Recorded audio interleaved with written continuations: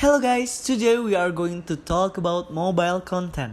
And we hope after you watch this video you have a lot of new knowledge. Enjoy this video.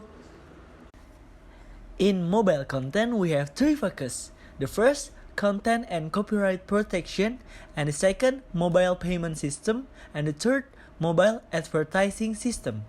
Content and copyright protection. Copyright, a form of intellectual property law, protects original works of authorship including literary, dramatic, musical, and artistic works such as poetry, novels, movies, songs, computer software, and architecture. Introduction. We used to do transferring data between mobile devices. This has been our habit every day. Many unofficial content on the internet that you can download it as free. Many sites provided unofficial content that easily to find such as ebook, music, film, software application, etc. And talking about DRM, Digital Rights Management, is a systematic approach to copyright protection for digital media. The purpose of DRM is to prevent unauthorized redistribution of digital media and restrict the ways consumers can copy content they have purchased. DRM products were developed in response to the rapid increase in online piracy of commercially marketed material, which proliferated through the widespread use of peer-to-peer file exchange program. Typically, DRM is implemented by embedding code that prevents copying, specifies a time period in which the content can be accessed, or limits the number of devices the media can be installed on. And outright solves the complexity of digital content industry for content owners is take any content such as images, software, books, documents, audio or video, and package with appropriate security such as encryption partner, DRM partners, PKI, trusted environment, and the third is trade with chosen currency such as payment, customer information, PKI identification, and 4. Allow the content to be used with PC, phone, PDA, players, and TV. More importantly, one factor which must not be overlooked is the ease of use. As an organization, you need to ensure that such as easy to implement and use for both publisher and user. It is for you to set up and use, and similarly easy for the customer to securely access the content. And access the information should be easy but remain secure. The cost of implementing the technology is not prohibitive and will not allow you to see ROI. And scalable to run an Amazon or Yahoo, adaptable to change as DRM, encryption, payment and e-commerce technologies come and go. And talking about open standard, in content standard there is DRM standards, W3C standards, e-business standards, UDDI, SDMI, and JDFI. So the next slide is about the history of DRM. So in the pre-digital era, people's ability to do various things to or connect content were limited because there is no advanced technology to support it, and the network digital age make it possible to do just about anything to digital content intelligently and at virtually no cost.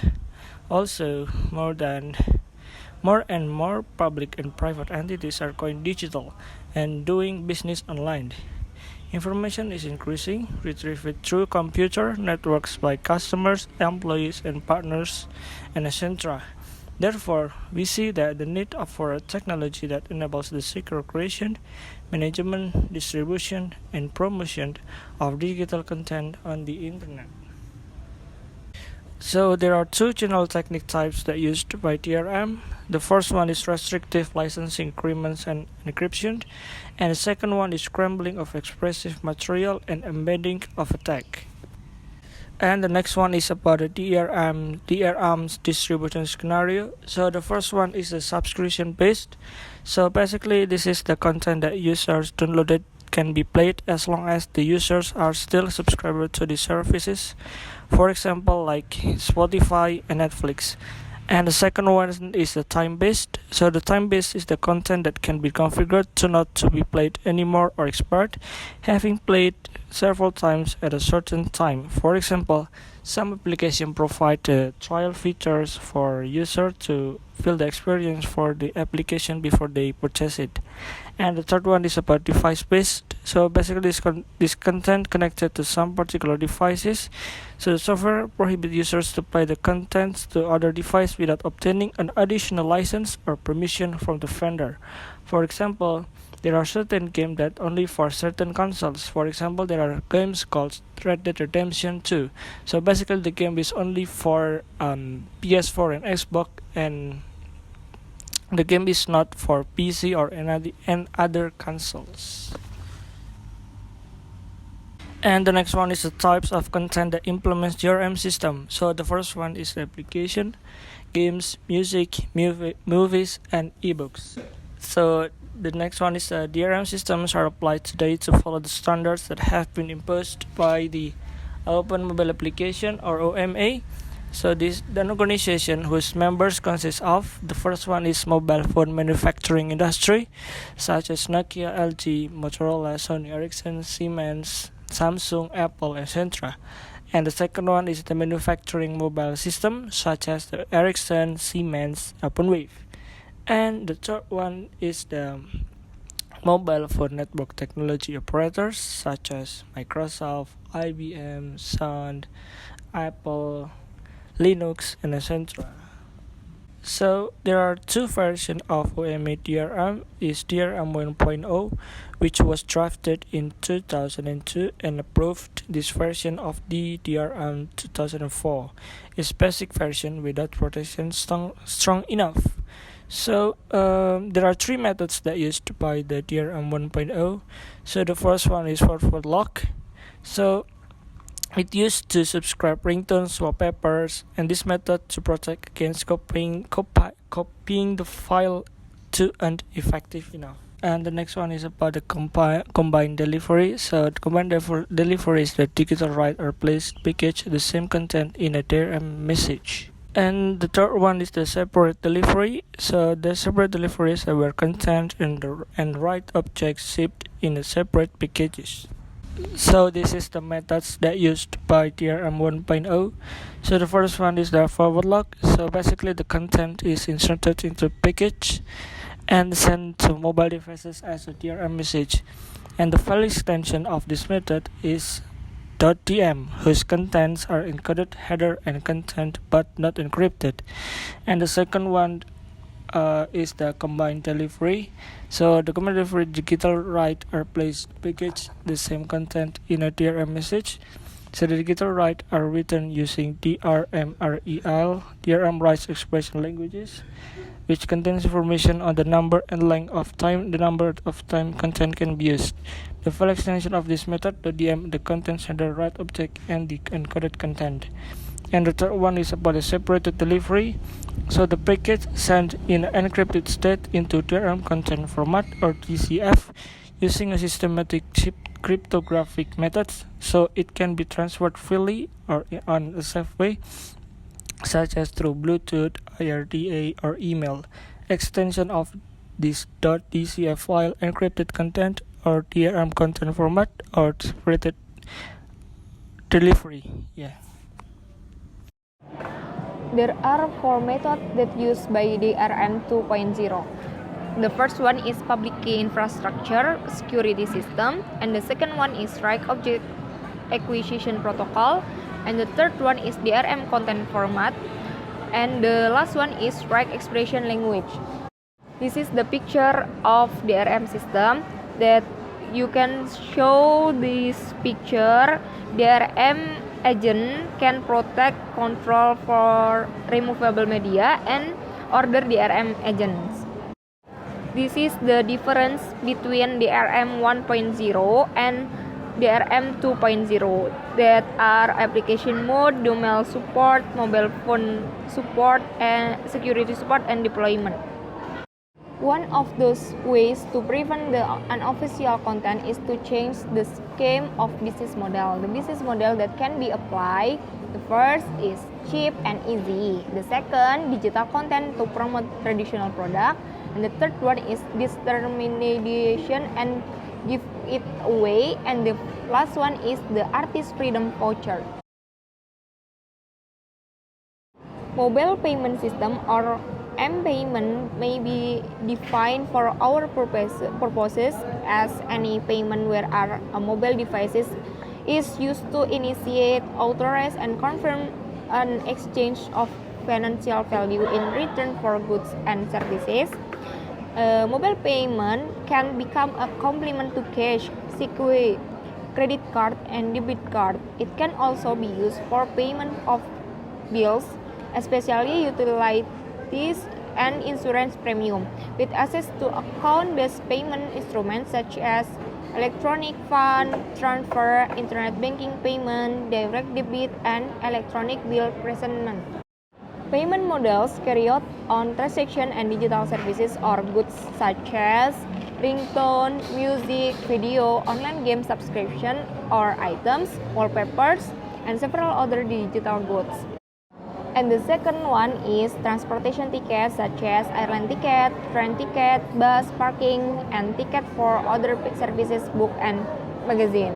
You can show the picture. This is the example of mobile payment that are for making provisioning, deposit lending, and capital raising, investing, and risk management. And the last one is payment clearing settlement. On this slide, it explains there are 5 different types of mobile payment. The first one is premium SMS, and then there is also direct mobile billing, contactless NFC or near field communication, direct carrier or bank cooperation, and also mobile web payment. On the 27th slide, you can see the example of a mobile payment example through an Android phone. Here on the right side of the page, you can see the evidence of a payment. On slide number 28, this is the example of a step of using a mobile web payment. The example shown is an Amazon application. As you can see, you can now pay through mobile for many applications such as Amazon. On slide number 29, you can see the example of an NFC payment on the bottom right side. For example, if you are using T-Cash in the past, you get a card and then you stick it at the back of your phone, and using that card, you can easily pay for many merchants such as at Kantin GKU. On page number 30, you can see the example of a mobile banking application on the bottom right side. The example shown is a US bank, but in Indonesia, there are many banks that uses mobile app already, such as Mandiri and BCA, etc., etc. This definitely makes it easier for all the consumers to transfer their money or to pay for their needs through their mobile. On slide number 32, we can now divide the mobile payment based on the business model. There are 4 here. The first one is operator-centric model. So it starts from customer to operator to vendor. The second one is bank-centric model. Starts from customer, sent to the bank, and then to the vendor. And then the third one is the collaboration model. And then the last one is the peer-to-peer model. It starts from the customer to the ISP, and the last one is to the vendor. Factors that promote and inhibit mobile payment. From the promote factors, it's over more added value to consumer, merchant, telecom operator, financial institution, and several other participants of payment ecosystem. UX because the use is more convenient than the existing payment method at this time. From the inhibit factors, the complexity of the ecosystem that requires the cooperation of several parties and the cooperation between the parties is still lacks. Those parties are banking, merchant, sales, telecommunication operators, and others. And financial regulation is centered over to the bank and cannot accept new models follow the rapid technological development. From the securities of the perception that mobile is not secure enough, the high cost to prepare the infrastructure, and not many handsets that support various types of mobile payment available, especially NFC. And the last is the lack of interoperability between multiple mobile payment technological standards.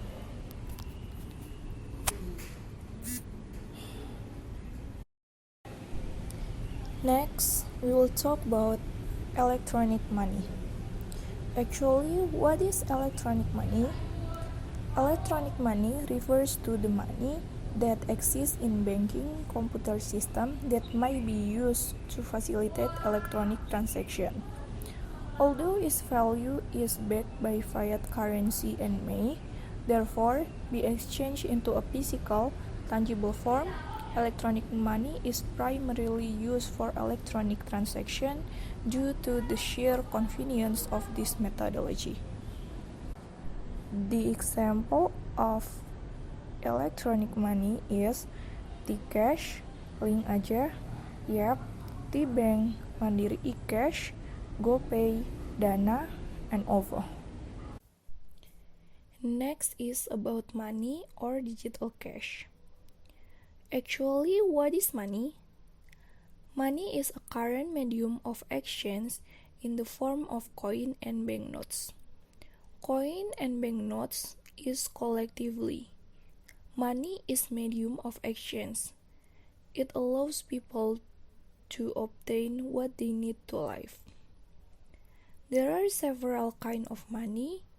The first one is coins or bill.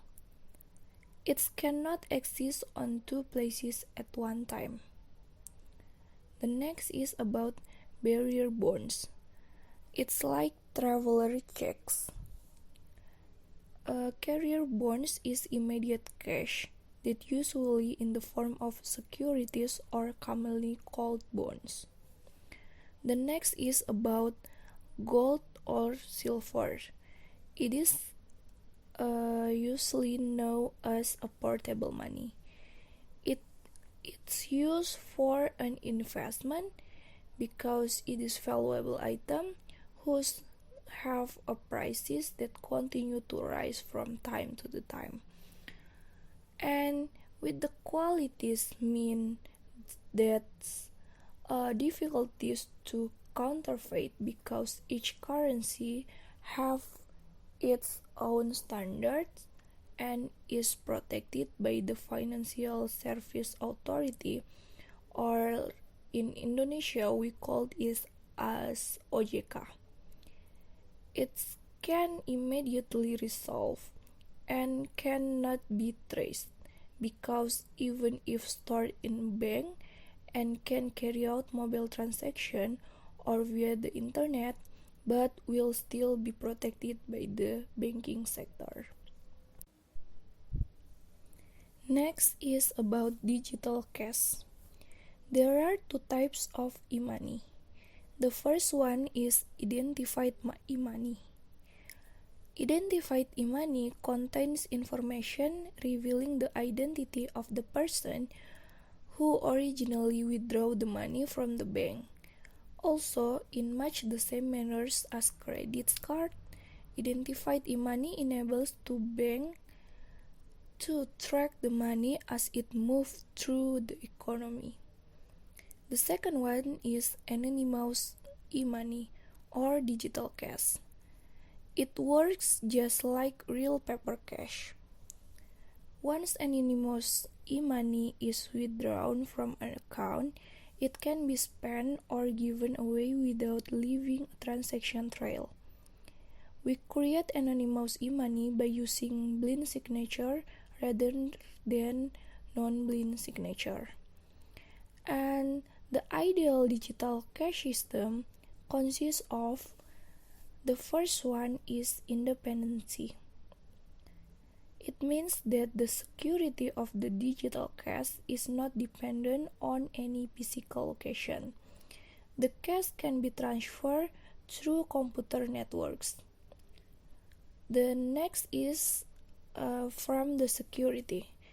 The digital cash cannot be copied and reused. Next is from the privacy. The privacy of the users is protected. No one can trace the relationship between the user and his purchase. The next is about offline payment. When a user pays for a purchase with electronic cash, the protocol between the user and the merchant is executed offline.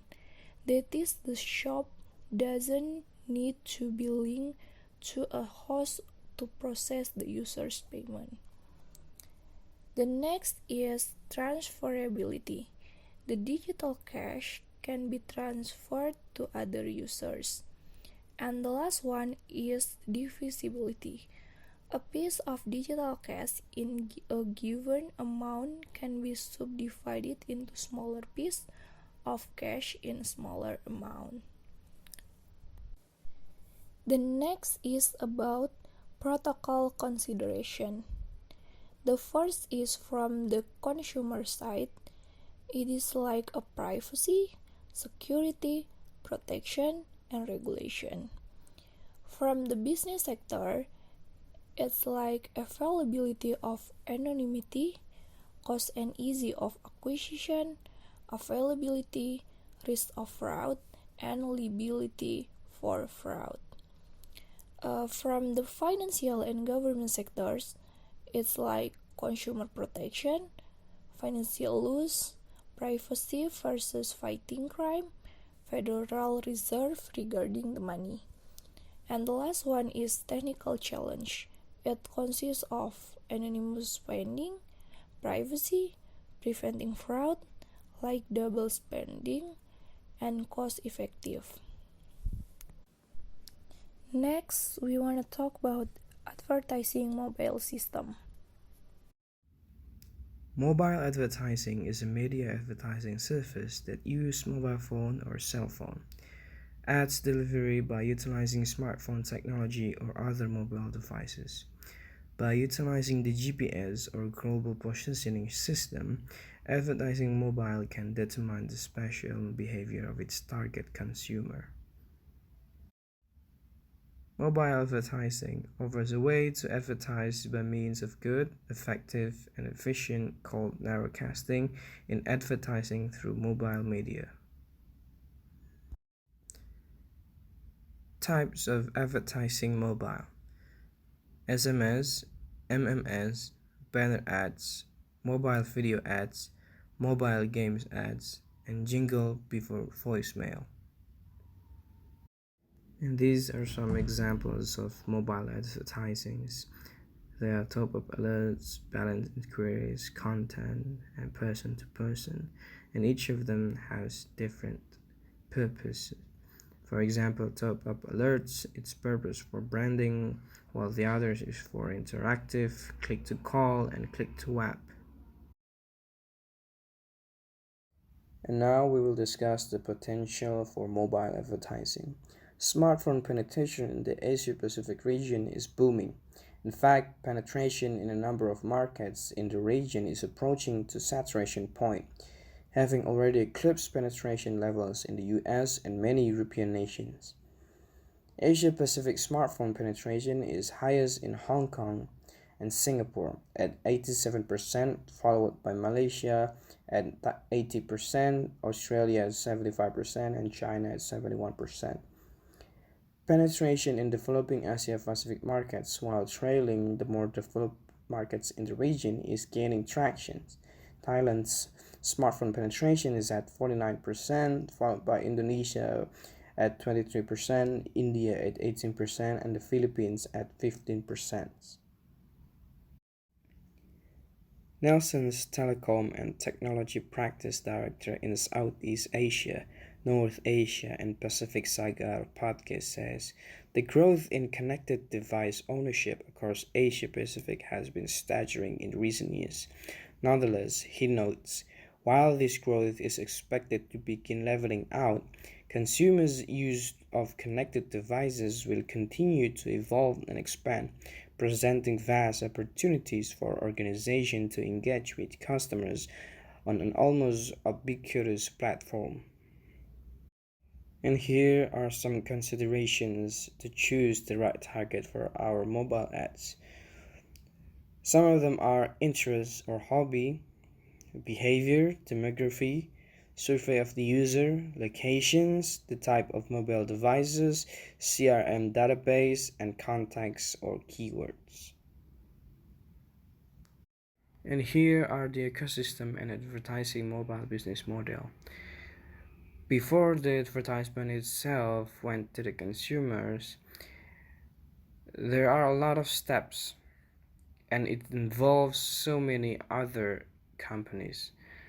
There are advertisers, ad agency, ad networks, publisher, SMS aggregators, carriers, mobile content optimizer, publisher-oriented vendors, and etc.